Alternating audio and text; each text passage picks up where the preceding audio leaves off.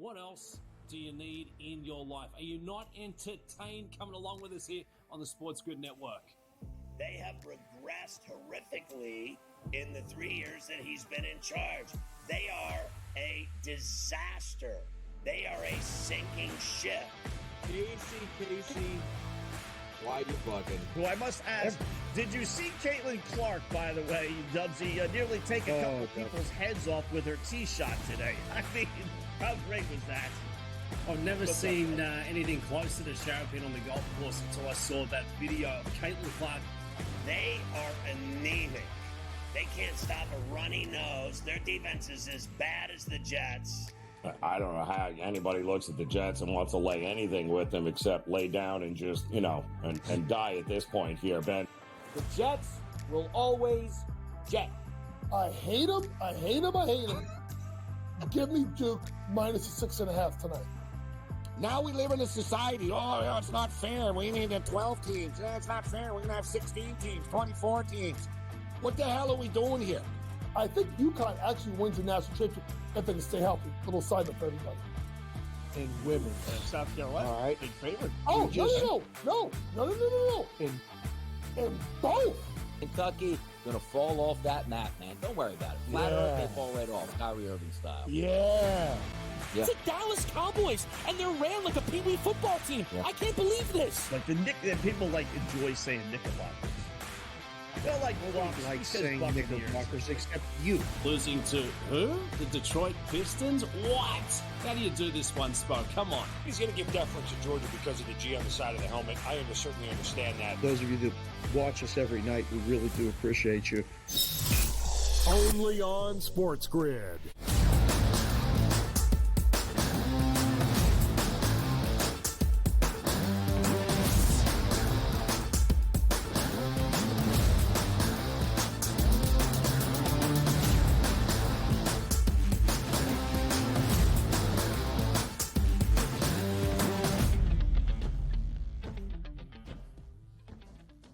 Hello and welcome to a Tuesday live right here on the early line on SportsGrid and all across the SportsGrid network. That includes sportsgrid.com/watch, where you can find your favorite destination to consume everything all across the grid. He is Joe Ranieri. I'm Ben Stevens. We are here together for the next 3 hours up until 11 a.m. Eastern Time. A Tuesday, Joe, to look back on the Monday Night Football finale of week number 11 of this NFL regular season. The dreadful year for the Dallas Cowboys continues, and the Houston Texans pick up an easy win in the in-state showdown in the Lone Star State against the Cowboys. We'll recap Monday Night Football, what it means for both of these clubs, if it means anything for Dallas in this lame duck type of season with a lame duck head coach at the helm of the organization. We'll go elsewhere around the National Football League because as 1 week closes, another week is not far from beginning, and a big night around the NBA.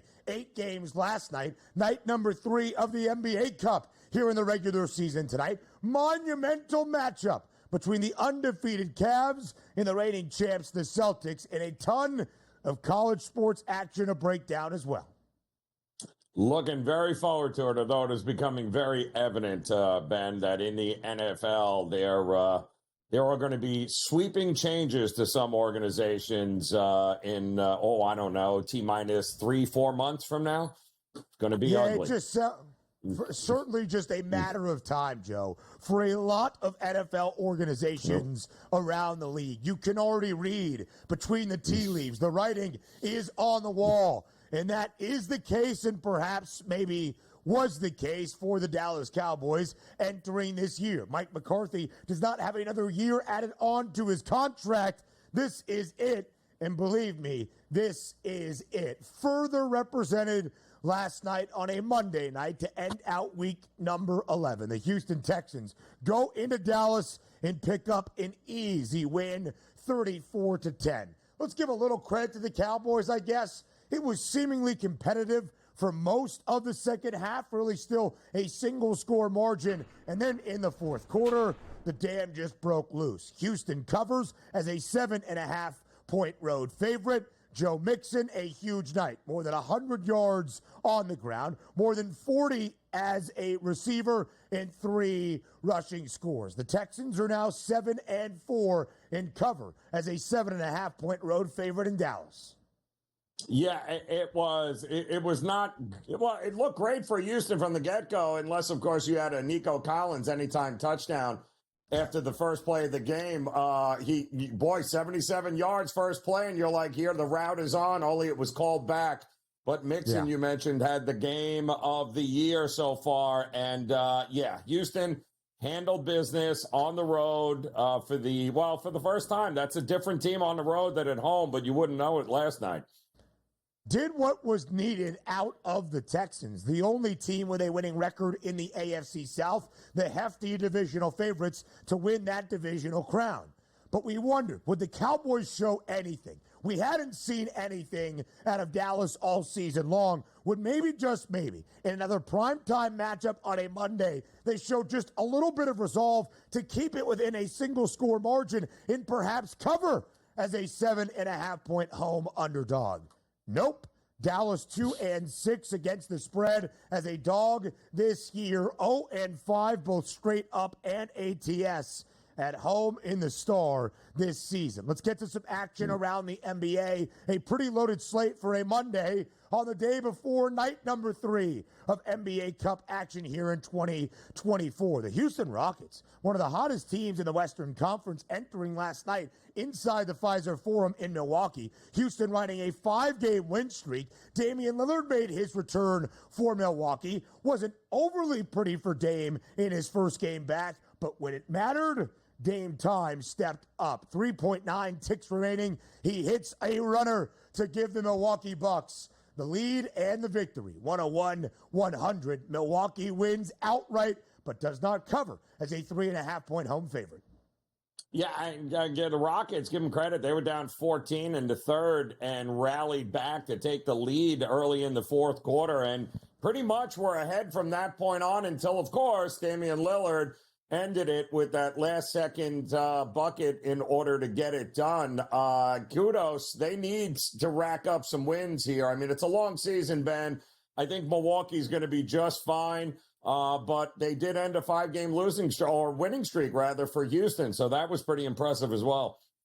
Now 5-9 for Milwaukee. Again, not great. Still double-digit wins for the Houston Rockets. Speaking of a rally last night, Miami down by 19, as many as 19 at home against the Philadelphia 76ers to come all the way back and win a very low-scoring game at home in South Beach, 106-89.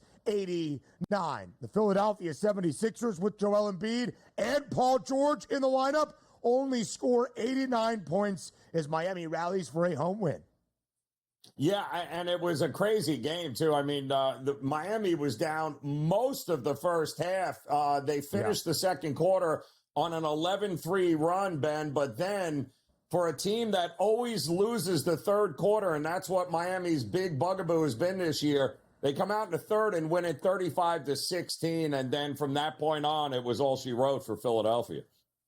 11 points, 8 boards, and 5 assists in 31 minutes for JoJo. Did not attempt a free throw for the first time, playing at least 25 minutes in his NBA career. What a wild ending as well. Late night in Los Angeles at a California clash between the Golden State Warriors, who entered last night tied atop the Western Conference, with the Oklahoma City Thunder and the LA Clippers. Game number 9 inside the Intuit Dome this year for the Clips. They lost their first 4. They've now won 5 straight inside the friendly confines in a wild ending. Golden State had multiple chances in the final 20 seconds to tie the game from deep, unable to convert. The guy that has hit the most threes in NBA history, that's Stephen Curry. He had 6 last night. James Harden, making 2 triples last night for the Clippers, now moves past Ray Allen for the second most made threes in association history.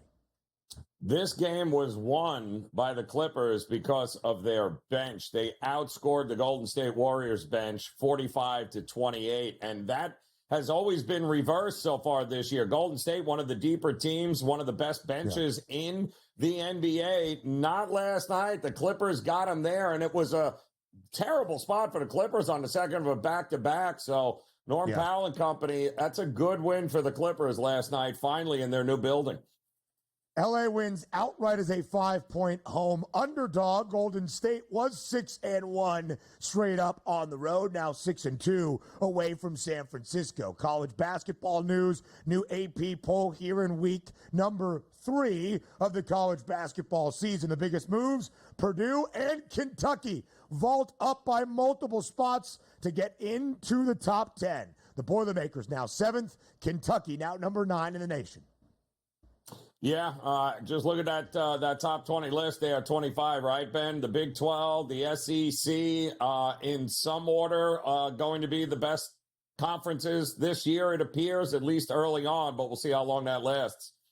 Wisconsin moved up big after a huge Friday night victory against Arizona, and then Wisconsin got tested by UT Rio Valley Grand last night, or Rio Grande Valley, whatever it might be. Some MLB awards awarded last night. Paul Skeens wins NL Rookie of the Year, of course, of the Pittsburgh Pirates. Luis, don't call him you-know-what, Heel wins American League Rookie of the Year, a pitcher for the Yankees.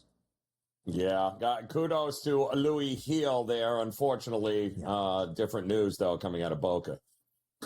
Yeah, that is the case. Tom Herman canned yesterday by FAU. 4 FBS programs have the mascot/nickname of an owl. Temple, Rice, Kennesaw State, and now FAU have all fired their head coaches. More for Monday night next.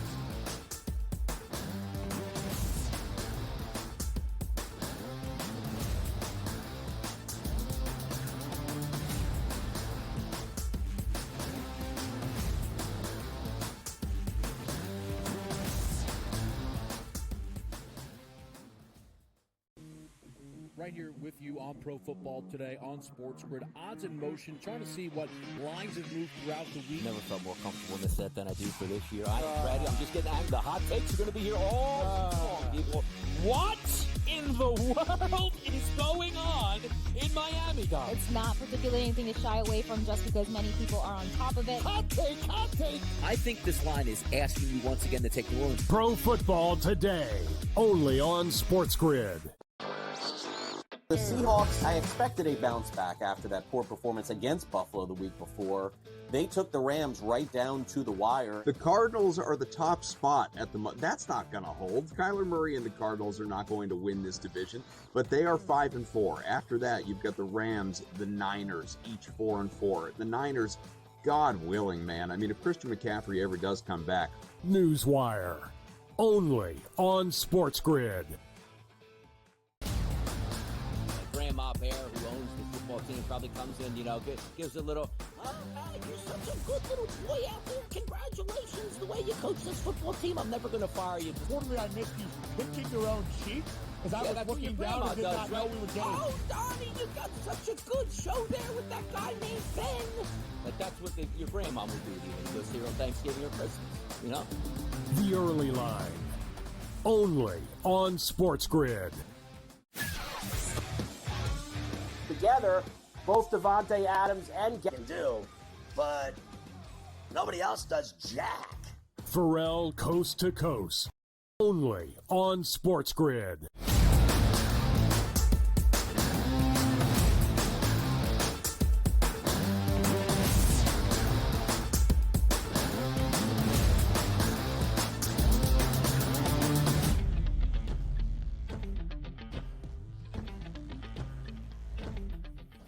Monday Night Football to end out week number 11 of this 2024 NFL regular season. The Lone Star State Showdown in Dallas between the reeling Cowboys and the first place Houston Texans in the AFC South.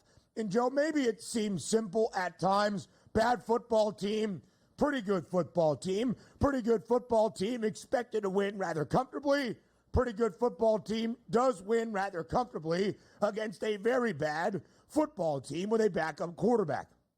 That's what we saw last night on a Monday in Dallas. 34-10, the victory for the Texans. They cover as a 7.5-point road favorite. Total of 41.5 because of the 34 points registered by the Texans does go over Dallas's team total of 16.5. does stay under. Joe, when you look back at last night, what is your overall reaction to what we saw on a Monday? Is there any large takeaway in your mind from what we had seen? Yeah, no. I mean, Dallas is a hot mess. Dallas still has not won a game at home. Dallas continues to lose by, over 2 touchdowns a game at home. They get boat raced. Yeah. I mean, it's so unprecedented with Dallas. We've just never seen this with Jerry Jones. It's been forever. But listen, Houston looked nice. It was good to get Nico Collins back, but really they beat a team that, it has mailed it in long ago, I think, here. So kudos to Joe Mixon. But at least they ended up winning a second half, Ben. And I think that was the thing we were all looking to is would Houston be able to finish, especially on the road? They were 1-9 against the number in the second half of games. We've watched them melt down. They just melted down in Detroit. Would they be able to step up in the second half and close out Dallas? And that's good news for the Houston Texans that they shut them out, put points on the board, won the second half, and ultimately won the game easily.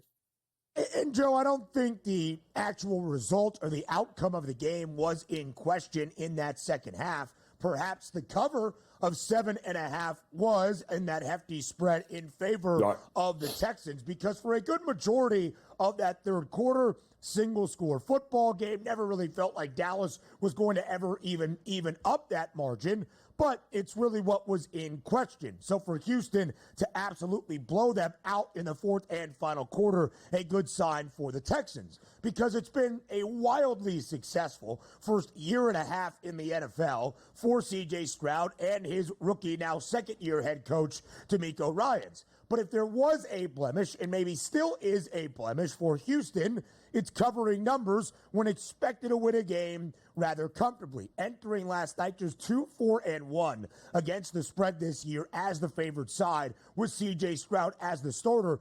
5-9-1 against the spread. Now make that 6-3. So 3-4-1 ATS this year. Now 5-5-1 against the number overall, and a 7-4 straight up record.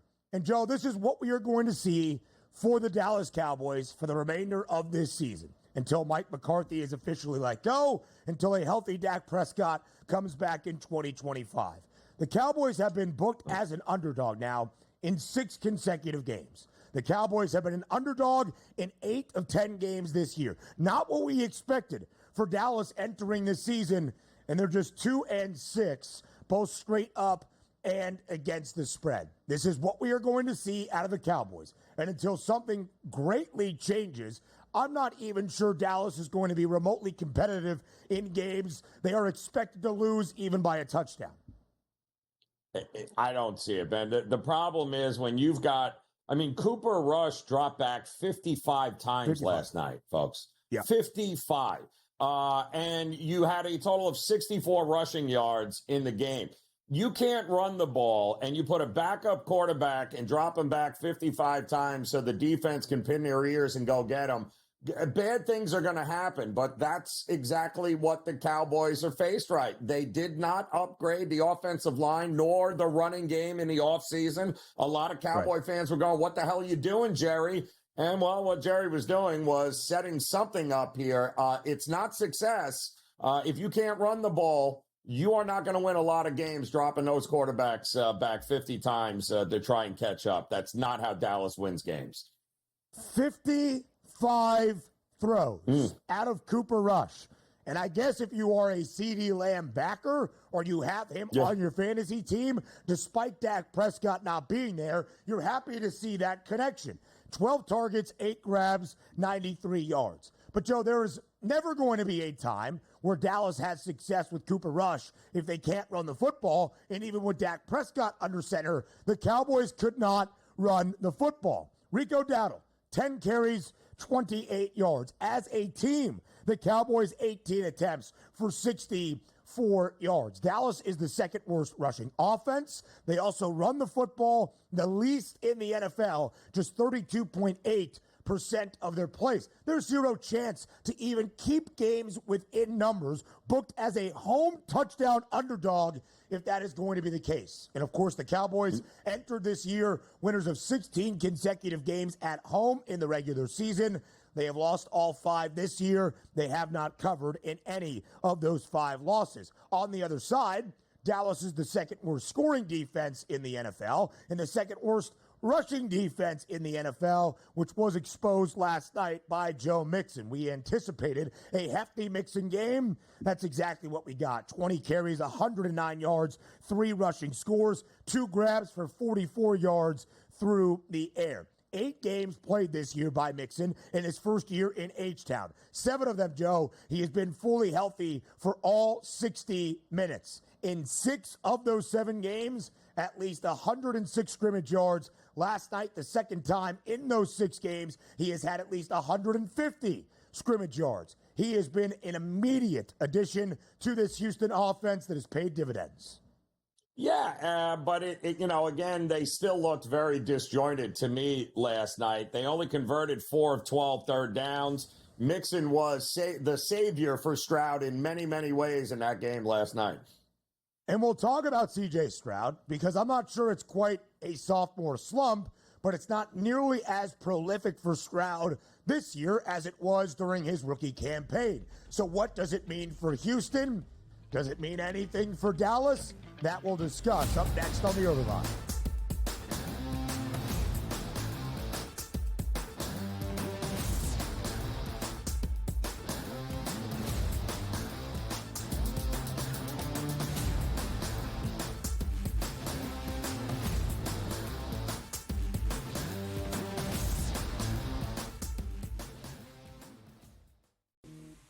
Right here with you on Pro Football Today on SportsGrid. Odds in motion, trying to see what lines have moved throughout the week. Never felt more comfortable in this set than I do for this year. I'm just getting angry. The hot takes are going to be here all along, people.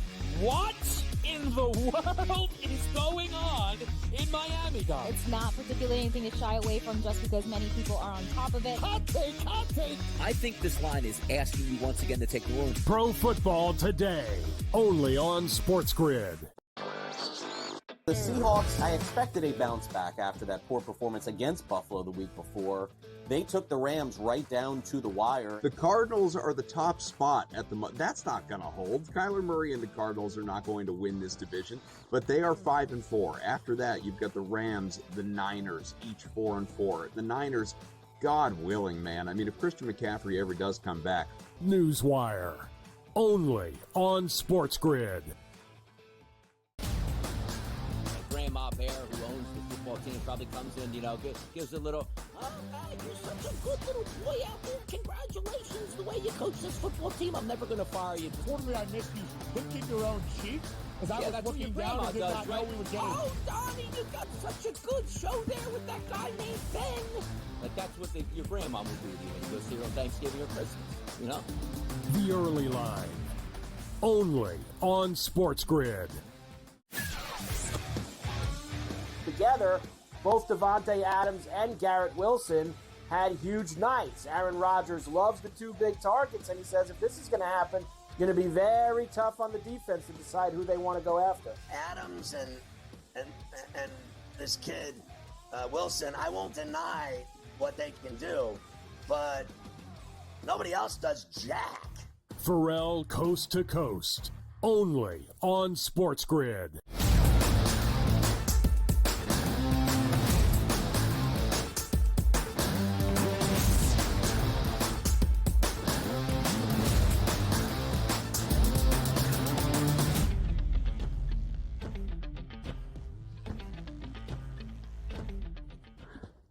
Recapping Monday Night Football in what it means at the conclusion of week number 11 of this 2024 NFL season. And then after that, in this opening hour, what we have in store starting in week number 12. The Houston Texans, Joe, taking care of business last night.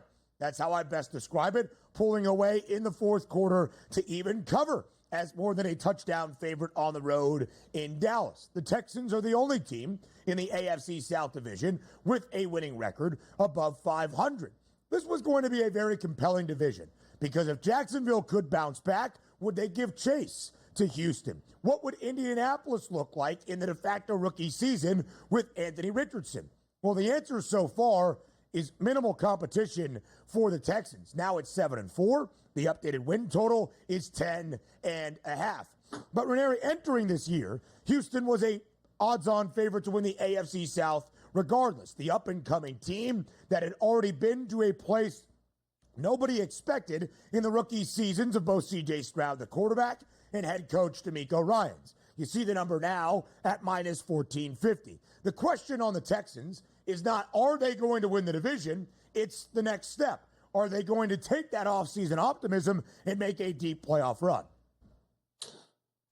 I don't know, Ben. I mean, listen, they'll take the win any which way you can get it. But to have Nico Collins back in that lineup, and that's what we all heard, right, was because, well, he hasn't had all his weapons and, you know, that I still don't trust that offensive line. I still don't trust the decision making. And when you look at some of the quarterbacks that had monster weeks this week, Derek Carr, the Jared Goff, Jalen Hurts, you look at some of the numbers that those guys had in wins, and then you look at what Stroud had.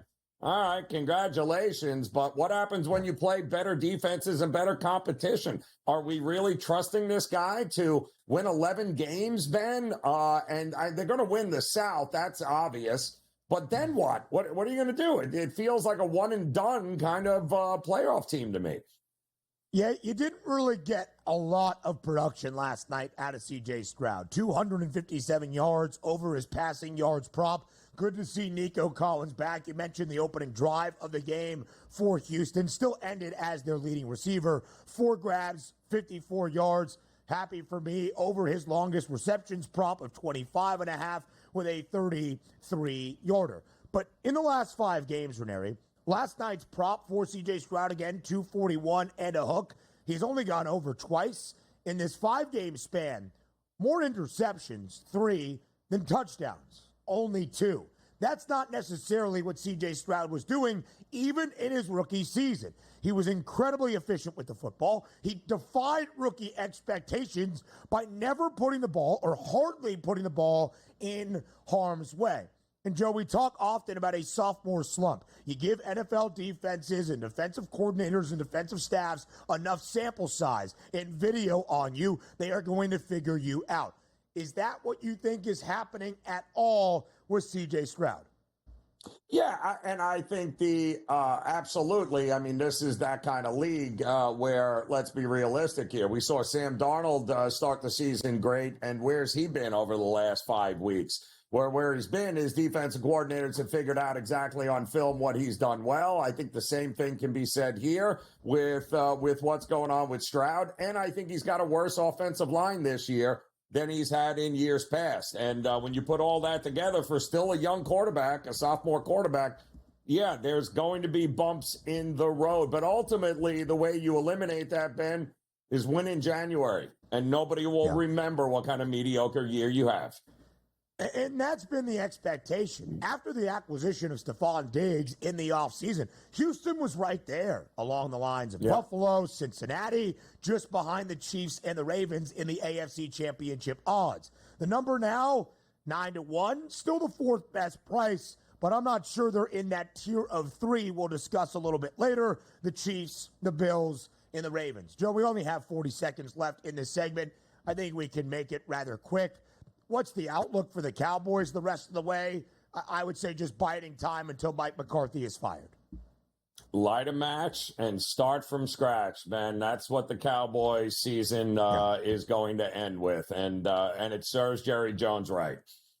It does. Frankly, it does. You make your bed, you better get ready to lay in it. And that's where Dallas is. They did not invest in the necessary pieces this offseason.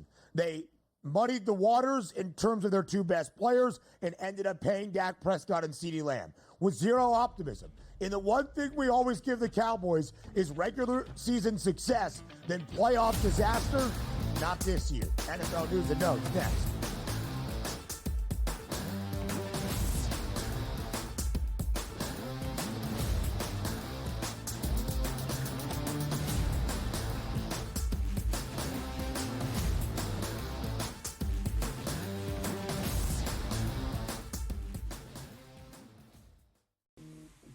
right here with you on Pro Football Today on SportsGrid. Odds in motion, trying to see what lines have moved throughout the week. Never felt more comfortable in the set than I do for this year. I'm ready. I'm just getting angry. The hot takes are going to be here all long, people. What in the world is going on in Miami, Dom? It's not particularly anything to shy away from just because many people are on top of it. Hot take, hot take. I think this line is asking you once again to take the room. Pro Football Today, only on SportsGrid. The Seahawks, I expected a bounce back after that poor performance against Buffalo the week before.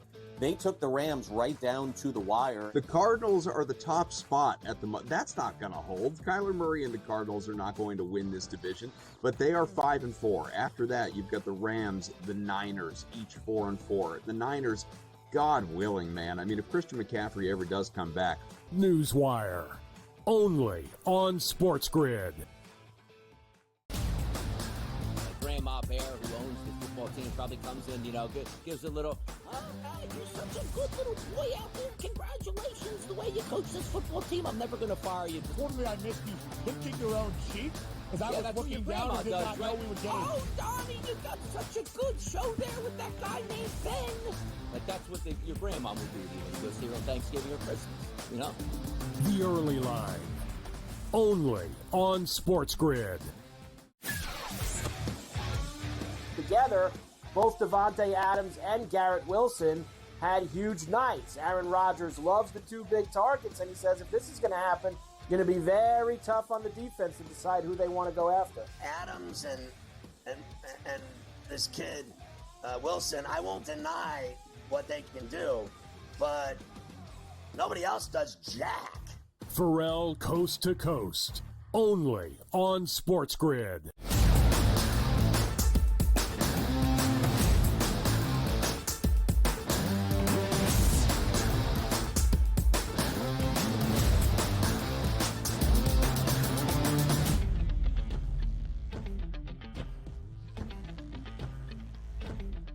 So when 1 week in the NFL closes, a new week is already on the horizon. Week number 12 of this NFL campaign. Only 7 regular season weekends to go around the National Football League. And as we learned yesterday morning, Joe, for the New York Giants on the bye during Week 11 after an overtime loss in Munich to the Carolina Panthers the Sunday prior, a quarterback change that perhaps was anticipated, but maybe not the guy we expected to fill in for Daniel Jones. From the horse's mouth yesterday, if you will, this is Brian Daboll. Quote, "We are making a quarterback switch from Daniel Jones to Tommy DeVito.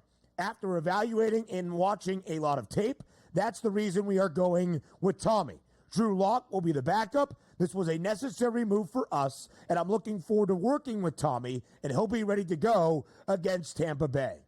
End quote.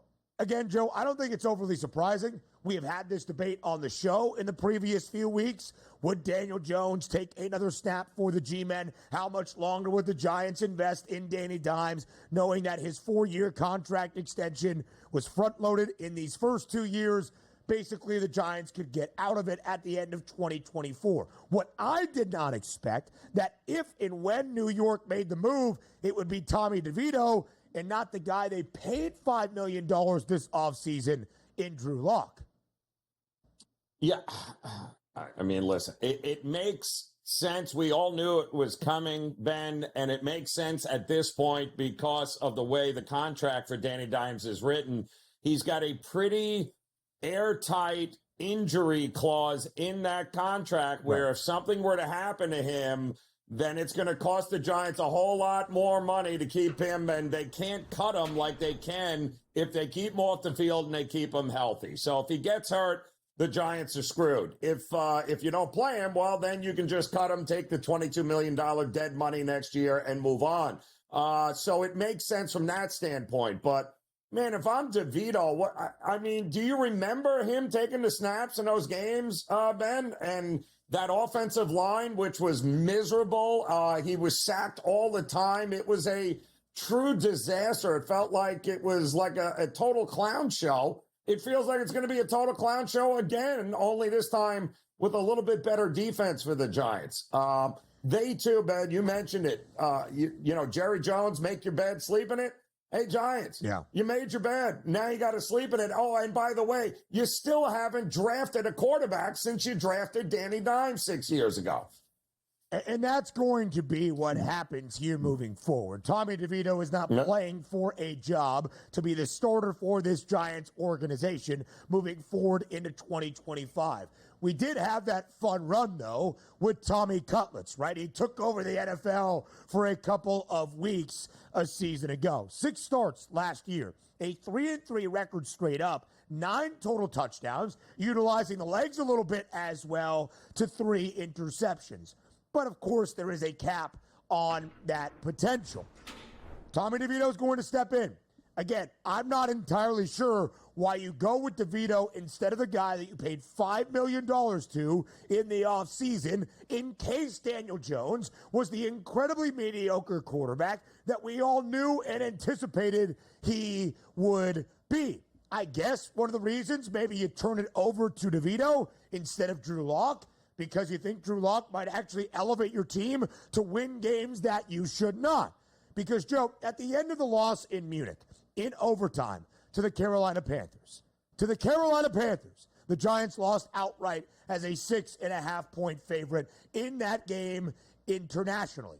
Tyrone Tracy, there was a meme going around online, who fumbled the football despite having a really good day against Carolina on the opening snap of overtime, which led to a Carolina victory. Great for the Panthers. A lot of people for the Giants were like, Tyrone, keep that head up, kid. Keep the chin up. You were great in the game, and you secured us a better draft position because we lost. That, to me, is now the staple of success for the New York Giants moving forward. It was always very limited expectation entering 2024. Preseason win total, 6.5. Now the win total, 3.5. It is the lowest number available on the FanDuel Sportsbook. The Giants are a 2-8 football team. And, Joe, if that is the lowest remaining win total, you can start to guess what that means. Could the Giants have the worst record and thus the number 1 overall pick come April in the 2025 NFL Draft to select that quarterback of the future?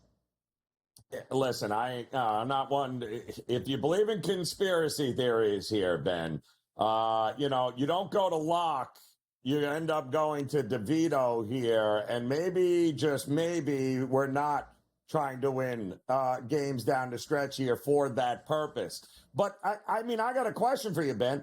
Isn't it an absolutely terrible look if the offense gets worse after benching Daniel Jones and you go to DeVito? Like, doesn't it make it look terrible? Like maybe all of a sudden Danny Dimes wasn't the issue. Maybe it's your offense that's the issue. Like I'm very confused with this decision. I get it. You want to save the $23 million injury clause if he gets hurt. But what happens if the offense is terrible, is worse under these two guys? That's a bad look on Dable, if you ask me. And so that, I think, is the next component of this question. Just quickly here, the Giants, one of 5 teams around the NFL with only 2 wins. The Browns are 2-8. The Titans are 2-8. The Raiders are 2-8. Jacksonville is also 2-9, but the Jags already have their quarterback in Trevor Lawrence. So if you're trying to now be in a position where you're behind teams that also might need to select a quarterback, that is certainly the Raiders, potentially the Titans, and then I guess maybe the Browns, depending on what their plan is moving forward with the hefty contract of Deshaun Watson once he returns from the Achilles injury next season. But, Joe, outside of selecting a quarterback, which seems to be fitting in the plan, of course, for the Giants, whether it's first overall, second overall, third overall, top 5, whatever it ends up being. You mentioned Brian Daboll. If Tommy DeVito goes out there and the offense looks terrible, does Daboll get the benefit of the doubt? Oh, I mean, listen, man, it's Tommy Cutlets out here throwing the football. There's a certain ceiling on how well the offense can perform. But I think beyond that, Joe, it's what benefit of the doubt is Daboll provided at the end of this season. He and his buddy from Buffalo, general manager Joe Shane, were not the guys to draft Saquon Barkley. We're not the guys to draft Daniel Jones. But they were the guys in-house when Saquon went to the divisional rival in Philadelphia in the guys who paid Daniel Jones an absurd contract extension to tie your wagon to him for another two miserable seasons. So, Joe, that's my question. Are Joe Shane and Brian Daboll both back in this Giants organization next season? It's very, listen, the Giants have always been one of the more patient organizations. They don't do anything half-heartedly, except for hiring a special teams coach from New England who had no experience whatsoever and was woefully underqualified. But other than that, they tend not to be reactionary. I think they believe in Daboll. I think Daboll signed on to do whatever he could. I don't think Daboll was sold on Danny Dimes. I think they asked him to see, can you make anything of him? I think that experiment didn't work. And I do think they're going to give him an opportunity with a new quarterback. Hopefully, one from the draft and not just another recycled veteran somewhere, but one from the draft. And I think they'll keep him for that purpose for the next great quarterback for the Giants.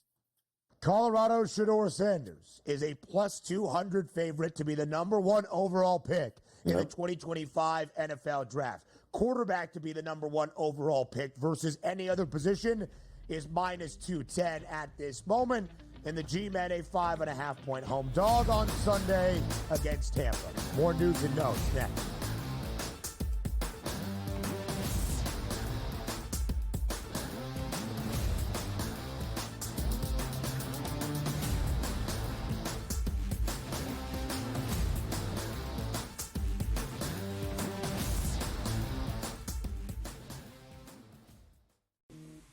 Right here with you on Pro Football Today on SportsGrid. Odds in motion, trying to see what lines have moved throughout the week. Never felt more comfortable in this set than I do for this year. I'm ready. I'm just getting angry. The hot takes are going to be here all long, people.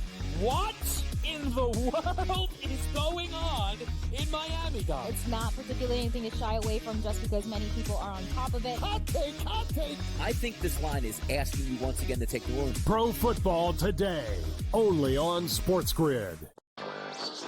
The Seahawks, I expected a bounce back after that poor performance against Buffalo the week before. They took the Rams right down to the wire. The Cardinals are the top spot at the that's not going to hold. Kyler Murray and the Cardinals are not going to win this division, but they are 5-4. After that, you've got the Rams, the Niners, each 4-4. The Niners, God willing, man. I mean, if Christian McCaffrey ever does come back. Newswire, only on SportsGrid. Grandma Bear, who owns the football team, probably comes in, gives a little, oh, man, you're such a good little boy out there. Congratulations, the way you coach this football team. I'm never going to fire you. Quarterly, I missed you pinching your own cheek because I was looking down and did not know we were getting. Oh, Donnie, you got such a good show there with that guy named Ben. Like, that's what your grandma would do to you when you go see her on Thanksgiving or Christmas, The Early Line, only on SportsGrid. Together, both Davante Adams and Garrett Wilson had huge nights. Aaron Rodgers loves the two big targets, and he says if this is going to happen, it's going to be very tough on the defense to decide who they want to go after. Adams and this kid, Wilson, I won't deny what they can do, but nobody else does jack. Pharrell Coast to Coast, only on SportsGrid.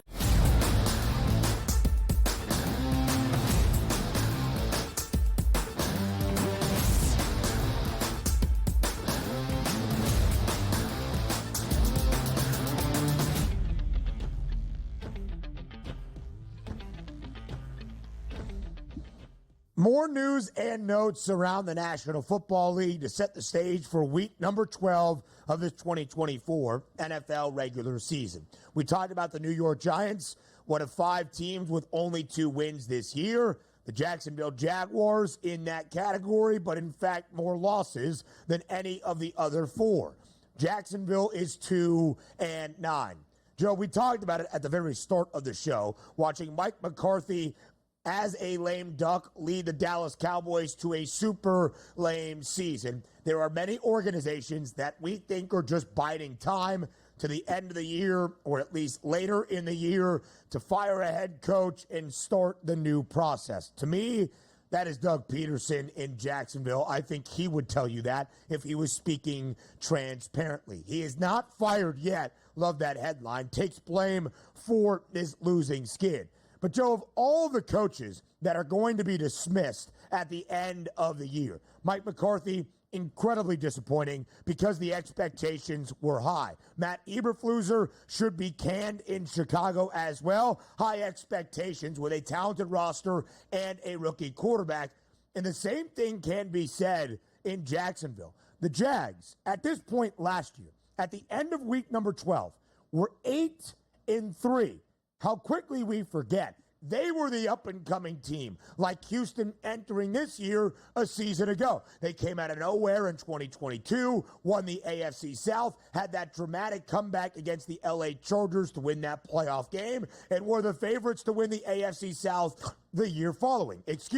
They were 8-3, Joe, before they dropped 5 of their final 6 games, which allowed the Texans to come out of nowhere and win the division. This year, bitterly disappointing and frustrating for Jacksonville as well. Yeah, I mean, it's kind of crazy here because I got to tell you, you looked at that team in the preseason and, on paper, defense looked like it got better. They had everything they needed offensively, and then, boy, did the wheels fall off there. And, we are getting to the point here where you pay, Trevor Lawrence, you give him all that money. Yeah. Now you're stuck with him, same situation, and I hate these guys that are highly touted out of college, and you give them not one, not two, 3 different offensive coordinators in the first couple of years. I think you buried him from the shoulders up. I think he is a shell, confidence-wise, of what he once was, and unfortunately, that's why they hired you, Doug Peterson, and it's not working. And, Joe, that's exactly that, right? When Doug Peterson came in for his first year in Duval County in 2022, he had the Super Bowl experience in Philadelphia, of course, as a Super Bowl winning head coach. A bright offensive mind, expected, if nothing else, to elevate Trevor Lawrence after the disaster that was the Urban Meyer era in Jacksonville. It has not worked. It did for 1 year. It is not the past year and a half. And now you worry about Trevor Lawrence, who some argued the idea that he should be paid entering his 4th NFL season. And they paid him at the time as the highest annual quarterback in the NFL, alongside Joe Burrow and Jordan Love, all 3 guys at $55 million per year. Dak Prescott, of course, surpassed that at the end of the offseason. But that's why even with Jacksonville, if they finish with a top 5 pick, they're not drafting a quarterback. They are tied to Trevor Lawrence. They are going to draft somebody, hopefully, probably along the offensive line, to keep Trevor Lawrence upright. But this will be his 3rd head coach, Joe, next year, assuming Doug Peterson is, in fact, fired. Yep. It will be Trevor Lawrence's 3rd head coach in his 5 NFL seasons. That's not a great recipe for success, to have that structure to help your young quarterback be the face of the franchise. Yeah, you got to do something. You gave him the money. You're invested here, Ben, and here you go.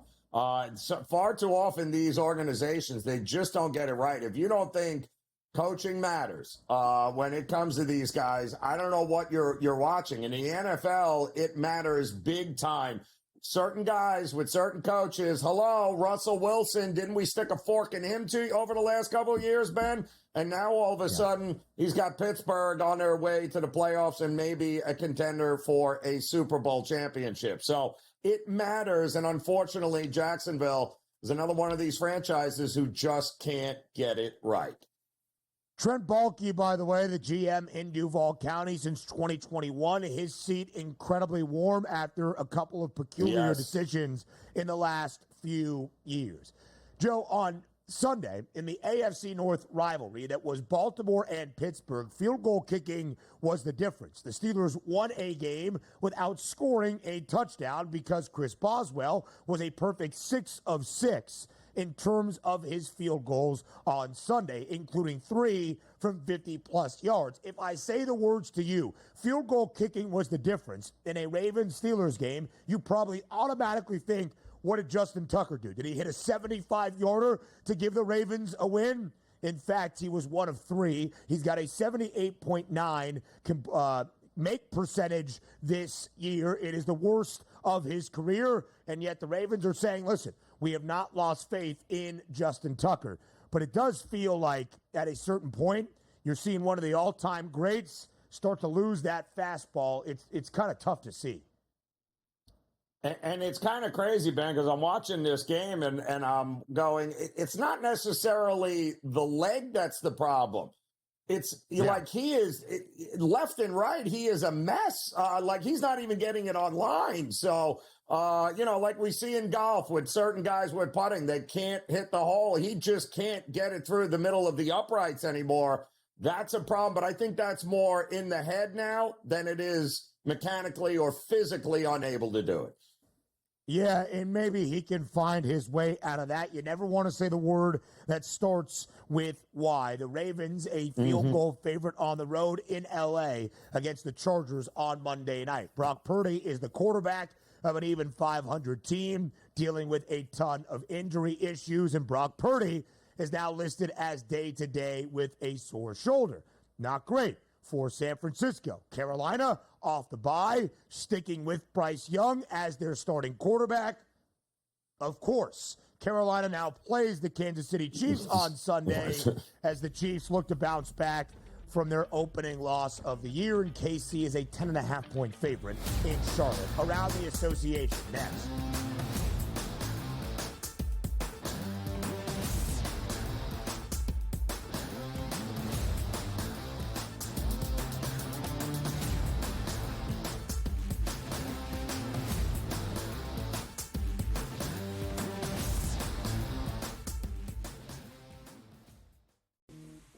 Right here with you on Pro Football Today on SportsGrid. Odds in motion, trying to see what lines have moved throughout the week. Never felt more comfortable in this set than I do for this year. I'm just getting angry. The hot takes are going to be here all long, people.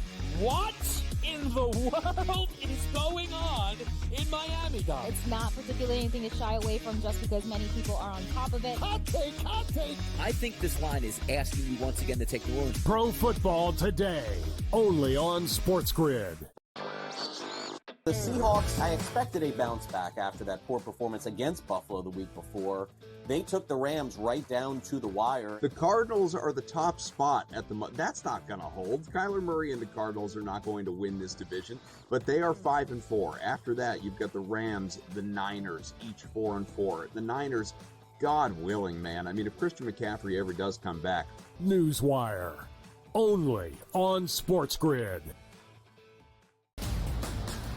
Grandma Bear, who owns the football team, probably comes in, gives a little, oh, man, you're such a good little boy out there. Congratulations, the way you coach this football team. I'm never going to fire you. Fortunately, I missed you picking your own cheek as I was looking down and did not know we were getting. Oh, Donnie, you got such a good show there with that guy named Ben.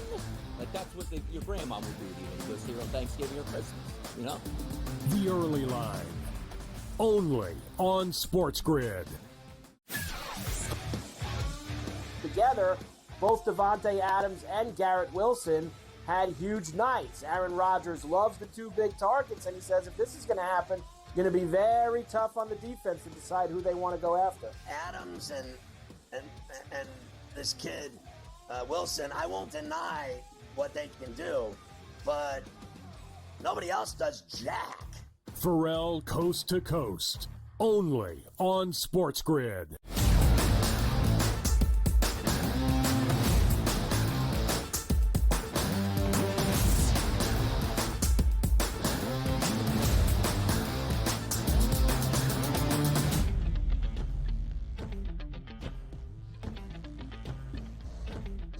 From NFL news and notes ahead of week number 12 to some hoops headlines back on a Monday night. 8 games around the association and a couple of really late and dramatic finishes, including late night in Los Angeles at the brand new Intuit Dome between the Clippers and the Warriors. Golden State 5-point road favorite inside the Intuit Dome against the Clips last night. Golden State, a great road team this year, 6-1 straight up entering, covering in all 6 victories.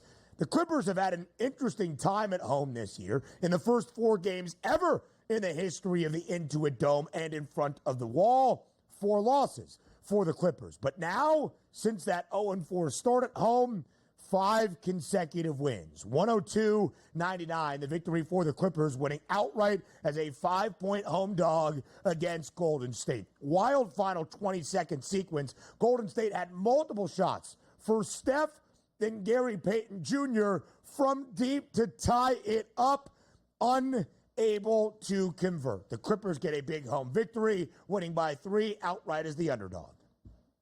Yeah, and, you don't often see Steph Curry and the Warriors have not 1 but 2 wide open looks at a tying 3-pointer and not hit it there. Although Curry's wasn't a great look, but we've seen him make that shot 1,000,001 times before. But it was certainly Gary Payton Jr.'s. He had a wide open shot there, just wasn't able to get it done. So, but give credit to Norm Powell, who's having an unbelievable year in the Clippers, Ben.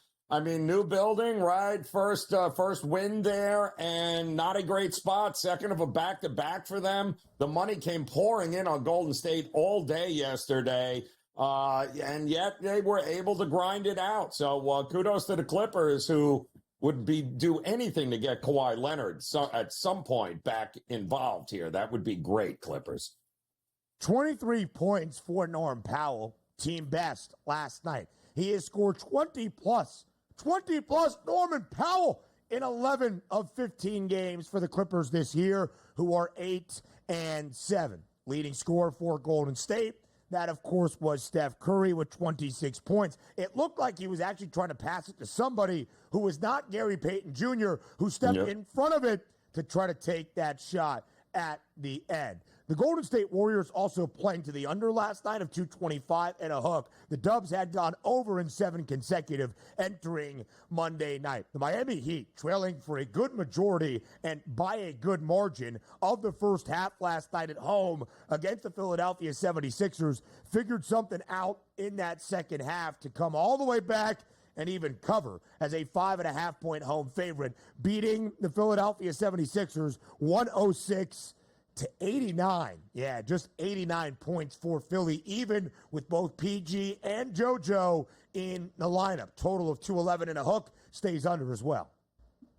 Yeah, and it stayed under because Philadelphia is a train wreck. But Miami has ironically been playing ridiculous games to the over. And this was their first home game, Ben, in a couple of weeks here. They've had that crazy trip. They've been on the road. They just played Indiana a couple of nights. It was the second of a back-to-back. Wasn't a great spot, but they did get Jimmy Butler back, and boy, did he pay dividends for them last night, especially in the third quarter, which has been the bugaboo for Miami all year long. But that's how they got themselves back into the game and eventually ran away with it, was because of that third quarter. 31 minutes for Joel Embiid, 11 points, 8 boards in only 5 dimes. The first time in his NBA career he has registered at least 25 minutes of action on the floor and has not attempted a free throw. The rookie out of Duke, Jared McCain, Philly's leading scorer last night with 20. His points prop was 20 and a hook. Philadelphia is now 2-11 this year. 2-11. And they have only covered twice in those 11 losses this season. Not good for Philadelphia. Some college basketball scores right now. Wisconsin, huge win at the Kohl Center on Friday, and then got tested yesterday by UT Rio Grande Valley. They were trailing, was Wisconsin, in the final 5.5 minutes of the game before they edged out UT Rio Grande Valley 87-84. Gonzaga, Joe, a big victory against San Diego State. The Zags cover as a double-digit favorite as well. Yeah, that one was never in doubt there. A lot of people thought San Diego State might keep it close. Nope, they didn't. Zags roll. No, they did not. Yeah, Graham EK, huge day for Gonzaga. McNeese and UNT under 130.5. A great mid-major battle. Hour 3 next.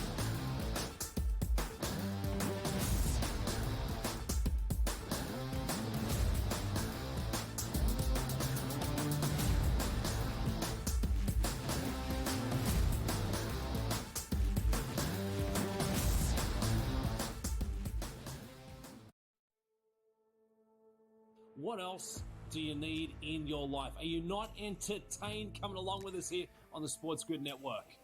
They have regressed horrifically in the 3 years that he's been in charge. They are a disaster. They are a sinking